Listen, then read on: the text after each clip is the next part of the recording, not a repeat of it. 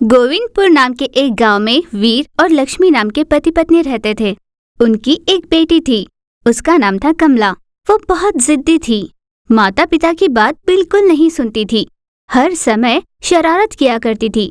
कमला की हरकतें वीर और लक्ष्मी के लिए सर दर्द का कारण बना करती थी। एक दिन लक्ष्मी वीर के पास आकर बोली, सुनिए जी, अपनी बेटी कमला की शरारतें दिन ब दिन बढ़ती जा रही है, कम नहीं हो रहे।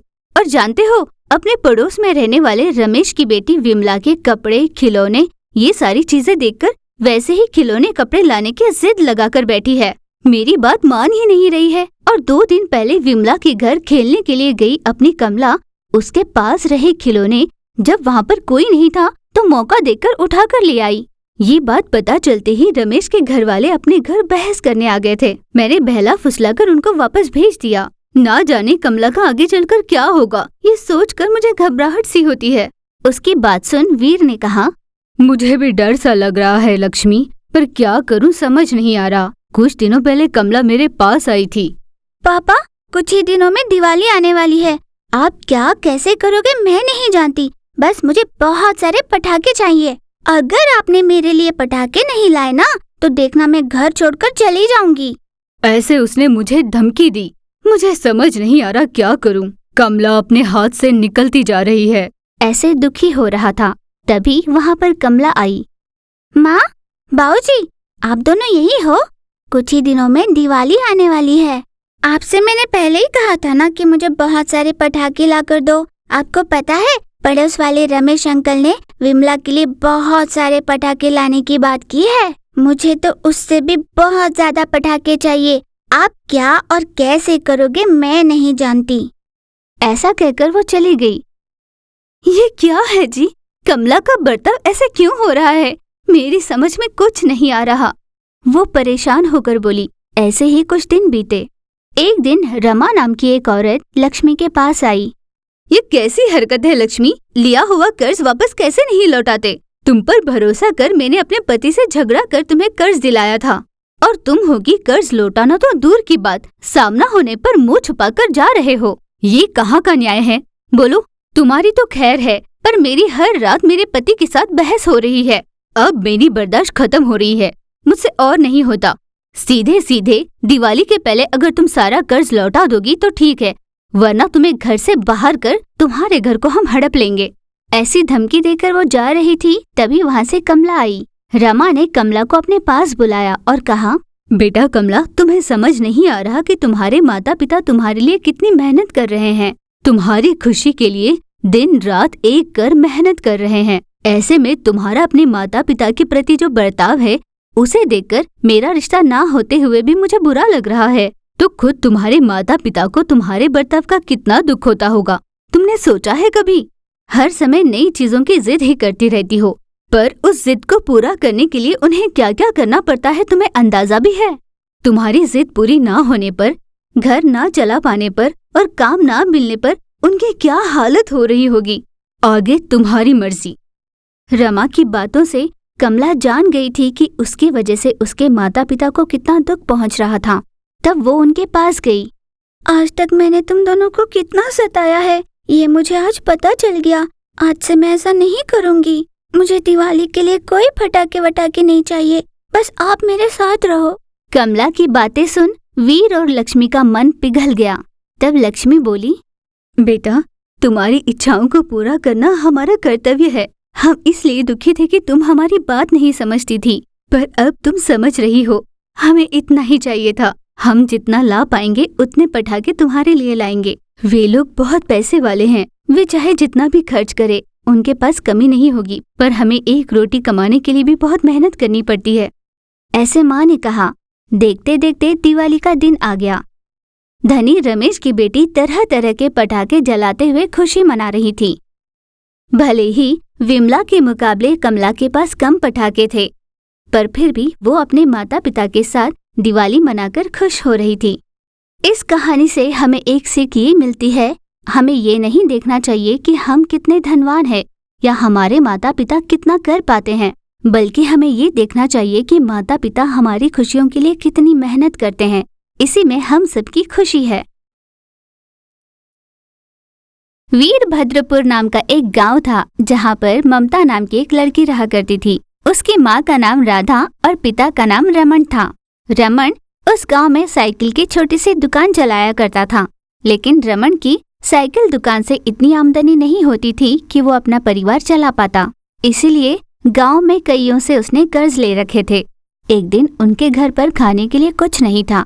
मदद मांगने के लिए अपने दोस्त के पास गया। अरे सुधाकर, कैसे हो तुम? मेरे घर पर खाने के लिए अब राशन भी नहीं। जैसे तैसे जुगाड़ कर मैं साइकिल की दुकान की आमदनी से कुछ करना भी चाहूँ तो वो लाइटिंग और एयर मशीन में ही खर्च हो जाते हैं। मेरी बेटी ने 3 दिन से नहीं खाया। मेरे लिए नहीं तो मेरी बेटी के लिए ही कुछ पैसों की मदद कर देगा। सुना है इस बार तेरी फसल बहुत अच्छी निकली है, पैसे बचे होंगे ना? ऐसे उसने पूछा। क्या? मैं दिन रात मेहनत कर अपने जमीन में खेती उगा रहा हूँ तो उस पर भी तेरी नजर पड़ गई? इंसान की फितरत ही ऐसी है, बस पता चले कि किसी के पास पैसे आए हैं तो उसी पे नजर रहती है। कैसे ऐंठे यही सोचते रहते हैं। हर कोई यहाँ अपने बहाने लेकर आ रहा है। तू तो उन सब का भी बाप निकला। उन लोगों ने तो फिर भी अपनी जरूरतों के बारे में बताया, तुम तो सीधे अपने परिवार का नाम ले रहे हो। इस तरह गांव गांव हाथ फैलाकर कर्ज मांगते फिरते हो, तुम्हें शर्म नहीं आती?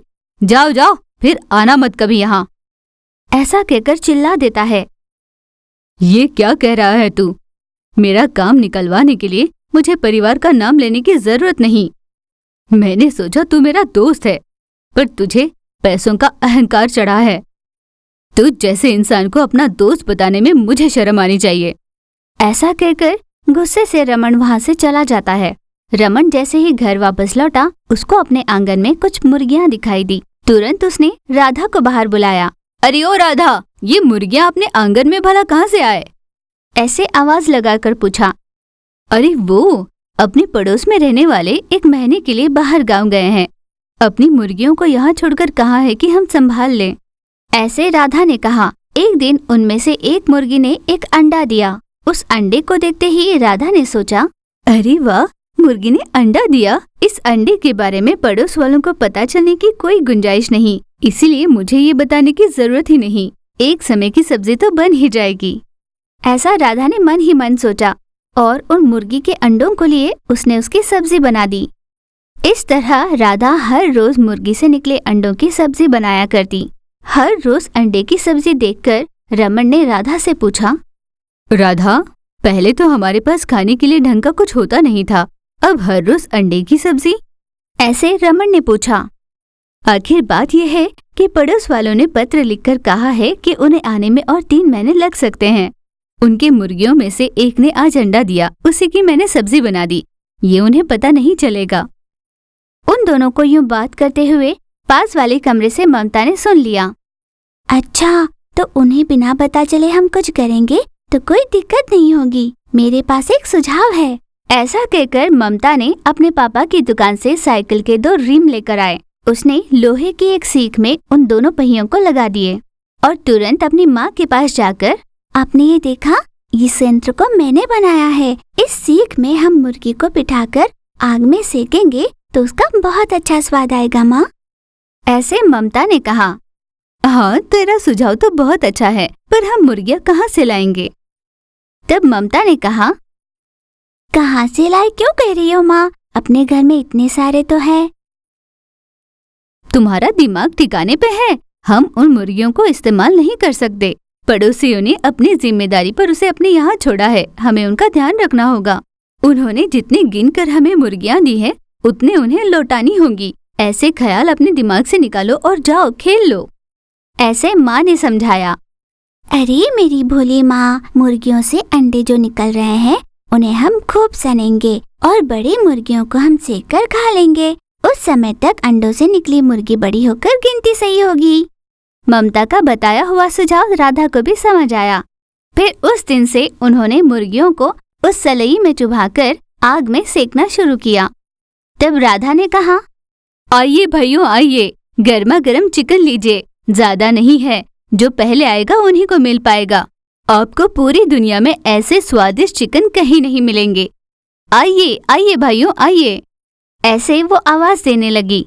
कुछ ही देर में वहां पर चिकन खाने वालों की भीड़ बढ़ गई। उनके बनाए हुए चिकन कुछ ही समय में खत्म हो गए। माँ, मैंने कहा था ना, तुम तो मना कर रही थी, पर देखो कितने पैसे आए। ऐसा कहकर उसने पैसे दिखाए। आप महीने भर जी तोड़ मेहनत करने के बाद भी जितना कमाते हो उससे भी ये ज्यादा है। इसी तरह आप कल के लिए 2 और मुर्गियां तैयार रखना। इस तरह उनका धंधा अच्छे से चलने लगा। पैसों की लालच में उन्होंने मुर्गियों की गिनती भी नहीं की और एक एक कर सब बेचने लगे। कुछ ही दिनों में पड़ोसी वापस आए और अपने मुर्गियों के बारे में जब पूछा तो दोनों माँ बेटी घबराकर पानी पानी हो गए। उन पड़ोसियों को इनका किया पता चल गया, इसलिए उन्होंने अपने मुर्गियों के बदले में उनका घर और वो साइकिल की व्हील जब्त कर ली। माँ और बेटी अपने हाथ से घर और सब कुछ छूट जाने की वजह से उदास होकर खड़े थे।